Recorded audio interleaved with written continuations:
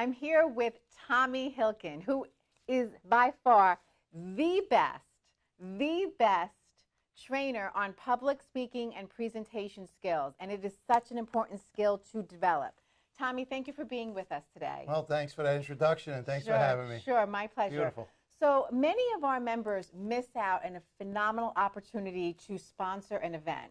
And one of the reasons why they pass on it is because they are so fearful to stand up in front of an audience and speak. Public speaking fear is rancid over so many business owners. Tell us how our members can overcome this fear so that they could take advantage of a great opportunity to raise their visibility and make a presentation. Well, the first thing you said was how important it is to have good presentation skills, and it really is. It's a tremendous part of business to get out. If you're the face of the business and you don't want to be, that's what causes the problems. People need to get to know you and what you do. So one of the things I do when I'm teaching presentation skills, I have this little phrase that I use, and I just say, do it afraid. Do it afraid. I like that. So if you really want to get better at presentation skills, start doing it, but do it afraid. It gets easier as you go along. I've watched many a person come up.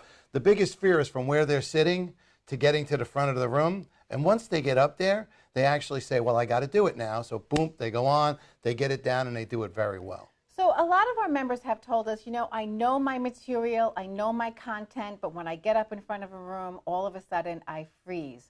What advice can you give to them when that happens? How do they overcome this? Well, there's certain different ways. Practice, practice, practice. And when you're done, practice again. I can't overemphasize that. This is a learned skill. The greatest thing about public speaking is everybody always says to me, well, you're such a natural, you're such a natural. The only reason I'm a natural at this is I've done it over 6,000 times in my life. So to me, yes, I've become a natural, but nobody starts out as a natural. So one of the things to actually do is prepare and then practice. Prepare and practice, but never, ever, ever wing it.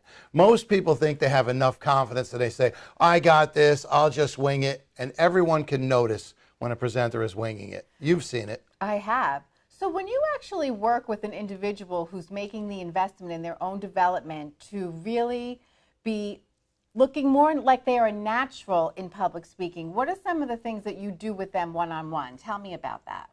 Well, the first thing we do is I always think of this as personal growth because it truly is. It's if you can get up and do this, they always say public speaking might be the #1 fear. So imagine if you can learn how to become a good presenter in public speaking, you're breaking through one of the top fears that we have as human beings. So where can you go from there? Think about it, right? If this is the #1, number 2, 3, 4, 5 is going to be a piece of cake. So what I do is I work with people. The #1 thing is to get them up in front of the audience. So without anybody knowing it when I'm doing my presentation skills and I'm training people, I have everybody stand up individually. And all they have to do is say who they are and what they do. And as it goes around the room, I congratulate everybody that they just spoke in public. Because when you think about it, they stood up, they said their name, they said what they did. They didn't even realize they were doing it. And it was that easy. So the thing is to get out there, break through the fear. It's all up here. It really is. And I don't know what most people fall in being afraid of, but I think it's the idea that, you know, they're going to look silly, they're not going to look right, they're not going to get their message out. It's really what their people's conception is of them. Now, you've spoken to me about your involvement in Toastmasters, and I know that you've celebrated some championships with them. Tell us a little bit about Toastmasters and why people should think about entering into that program. Well, we were talking about it earlier. Toastmasters might be one of the greatest places anyone can go for personal growth. It's about $100 a year, but what happens is you're in a group of peers. So everybody has been where you've been. So the answer to this is you get up in front of people who are evaluating you, cheering you on, wanting to see you succeed. They've been where you are. You do your icebreaker, which where's your heart's pounding, right? You're up there, you're in front of people, but everybody has a full understanding of what you're doing.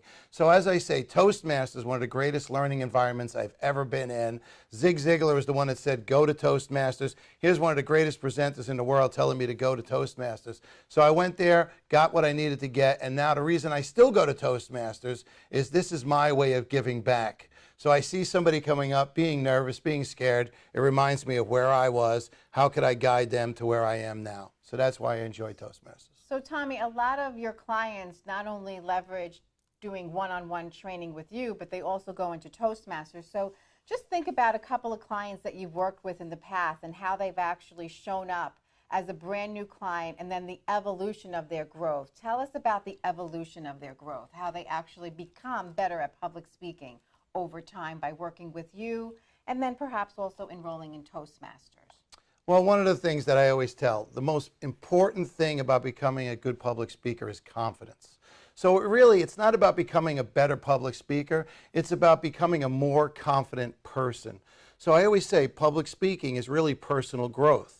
So really what happens is you become a more confident person. So if you're more confident in who you are and you can get your message out on what you do, think about that. It could be a networking event, you could be having a one-to-one, but if you walk in with confidence, one of the things, the words I like to use about public speaking when you get good at it, you can actually walk into a room with a swagger.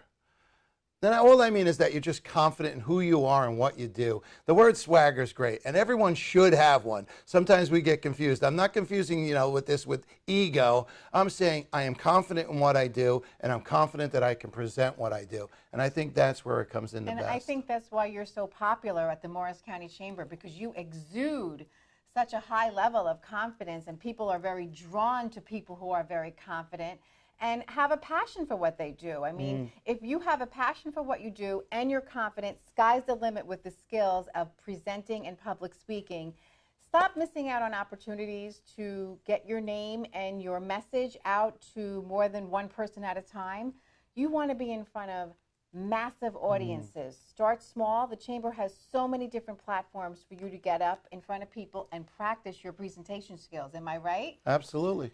Emceeing events, you've done it many times. Many times. Running committee meetings. Think of the visibility, just alone.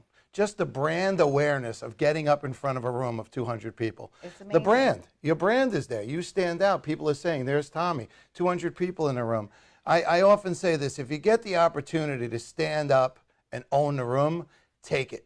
Because people want to work with people who are confident in who they are and confident in what they do. So stand up and own the room. And I love your little catchphrase. You say, fake it till you make it. That's it. Fake it till you make it. Well, I'm so glad you're not faking it anymore. That's it. And do it afraid. Yes. Tommy Hilcken, ladies and gentlemen, the great Tommy Hilcken. We all know and love him, and we appreciate your involvement at the Morris County Chamber, how much you are paying it forward to help others be successful. You are remarkable, a good friend of mine.